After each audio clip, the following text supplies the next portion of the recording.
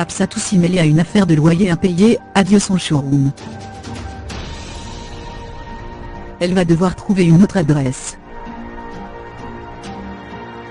En plus d'avoir tenté sa chance dans Danse avec les stars 8, TF1, et d'officier comme chroniqueuse dans Les Terriens du dimanche, C8, aux côtés de Thierry Ardisson, Hapsatoussi a créé sa propre marque de cosmétiques. Alors que son affaire semblait marcher comme sur des roulettes, l'entrepreneuse de 36 ans rencontre quelques difficultés.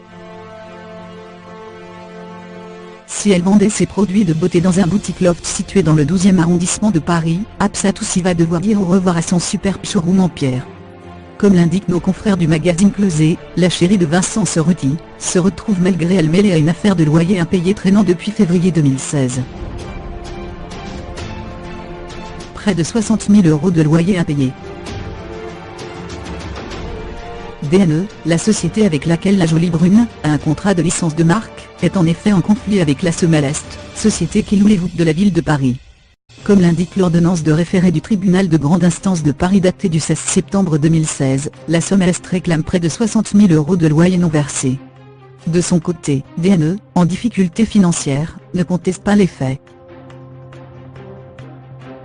Alors que la Somalest souhaite expulser DNE, cette dernière a demandé un délai de 12 mois supplémentaires pour payer ses dettes.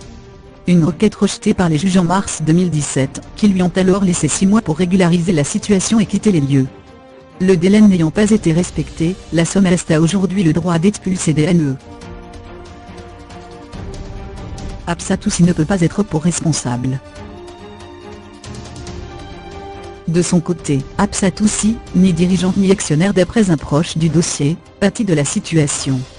Elle ne peut être tenue pour responsable de la mauvaise gestion d'une société avec laquelle elle est seulement en contrat, et qui vend d'autres produits que les siens, précise alors cette même source.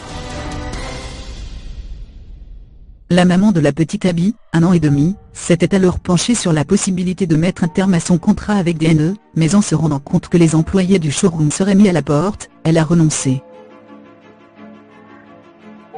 Hapsatoussi a finalement négocié, en échange de la poursuite de son contrat, que sa sœur soit nominée à la tête de la société, espérant une meilleure gestion de celle-ci. Une stratégie perdante puisque la Somalest cherche déjà un nouveau locataire.